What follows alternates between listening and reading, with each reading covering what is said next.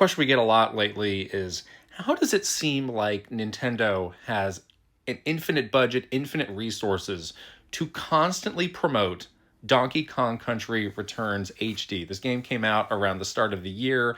Now it's March. They're still actively promoting it through a bunch of different ways. So I want to address this question. And it kind of comes down to two things, the how and the why. So let's start with the how.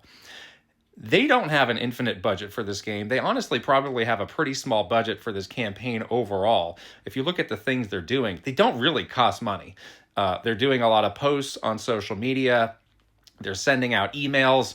They're promoting it on their website. So you get the feeling like it's everywhere, because everywhere you look, that's kind of a Nintendo property. It's very front and center. But in terms of the things that really cost a ton of money, like running ads and that sort of thing, it's not really happening to that degree. So they're pushing it, but they're not breaking the bank to do it. And I do think that the budget for this game was relatively small. So that's the how. Now let's talk about the why. I think there's a couple reasons here. I do think that this game probably underperformed. We're in kind of the twilight of the original Switch, where a lot of people are waiting for games for the Switch 2. They're waiting for news for the Switch 2.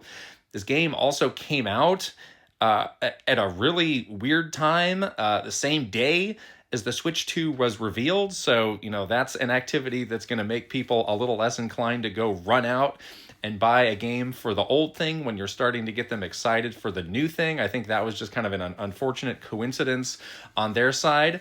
And this is what Nintendo does. When a game underperforms, the teams are asked to go back. What else can you do? What more can you do?